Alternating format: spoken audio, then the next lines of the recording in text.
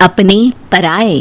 घर की लड़ाइयाँ कितनी भी हो, लेकिन ये भी सच है कि किसी पर कोई आपत्ति हो तो अपना ही परिवार साथ देता है। भैया, मेरे पीछे पुलिस लगी है, प्लीज मुझे बचा लो। रवि और राज दो भाई, लेकिन दोनों में कभी नहीं पटी। अरे क्या हुआ छोटे, क्या कर दिया तूने? अरे कुछ नहीं भैया, मेरा दोस्त है ना राजू, वो मुझे लेकर बैंक गया था। मुझे नहीं पता भैया कि वो वहाँ बैंक लूटने जा रहा है। मैं उसके साथ बैंक में घुसते ही सीसीटीवी कैमरे में दिख गया हूँ। अब पुलिस मुझे ढूंढ रही है भैया, मुझे बचा लो।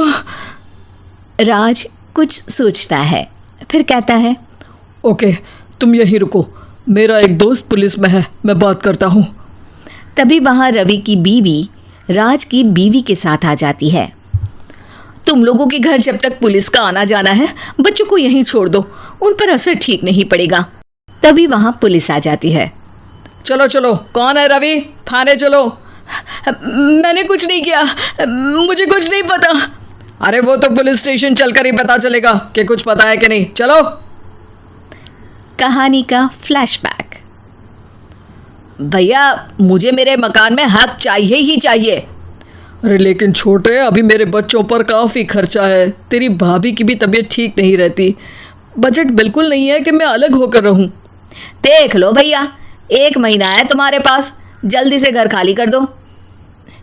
अरे कैसी बात कर रहे हैं भैया, मेरे शरीर में अभी इतनी हिम्मत भी नहीं कि घर को खाली करें। तो क्यों अपना पोषण बेचा भाभी? अरे तुम तो जानती हो, पिताजी की बीमारी के कारण उन्हें हमारी ज़रूरत थी, कैसे आते पैसे। ससुर जी तो बूढ़े थे भाभी, उनकी बीमारी में भी पैसे लगाना कौन सा अकल का काम था? तो क्या पिताजी को मैं मरने के लिए छोड़ देता?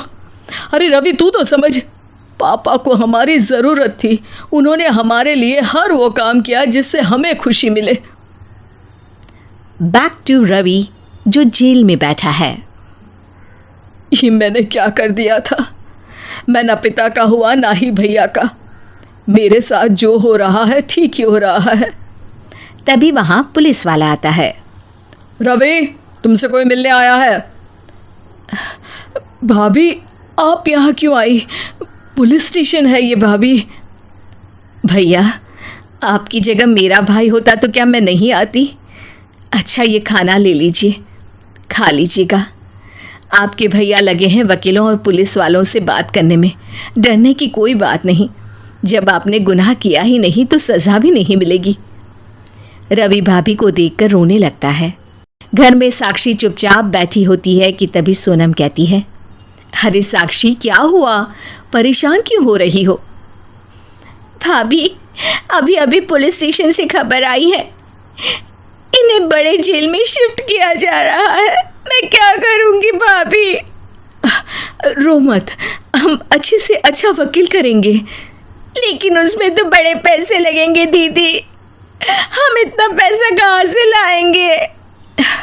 अरे क्यों, ये मकान है ना, और मेरे कुछ गहने भी हैं। साक्षी की आंखों में पानी आ जाता है। पर दीदी, ये तो आप और भैया की मेहनत की कमाई है। पापा के बाद भी तो हम लोगों का सब खत्म हो गया था। पापा को तो बचा नहीं पाए, लेकिन भैया को ज़रूर बचा लेंगे, और भगवान चाहेंगे ना तो दोनों भाई मिलकर इससे भी बड़ा मकान खड़ा कर लेंगे। साक्षी। थोड़ी देर में राज वहाँ आता है। सोनम सही कह रही है साक्षी, पैसों की कमी के कारण किसी भी बेगुनाह को सज़ा नहीं मिलती। राज एक अच्छा सा वकील करता है। सोनम और साक्षी बचाए पैसे और अपने गहनों को बेचकर रवि का केस लड़ते हैं और जल्द ही रवि जेल से बाहर आ जाता है। रवि राज को गले लगाकर कहता है, भैया मुझे माफ़ कर दो, मुझे साक्षी ने सब कुछ बताया है। भैया, आपने मुझ पर विश्वास किया, मेरे लिए दिन रात मेहनत की, भाभी ने अपने गहने तक बेच दिए। भैया, आपने तो पापा के लिए भी पैसे नहीं देखे, लेकिन मैं बहुत ही सेल्फिश निकला। भैया, एक आखिरी बार मुझे माफ़ कर दो, मैं शर्मिंदा हूँ। अरे भाई, अपने तो अपने ही होते हैं, पापा ने हमारे लिए क्या नहीं किया ये तुम्हें बताने की ज़रूरत नहीं है मुझे। और फिर तू तो मेरा भाई है, पैसे से बढ़कर रिश्ते होते हैं भाई।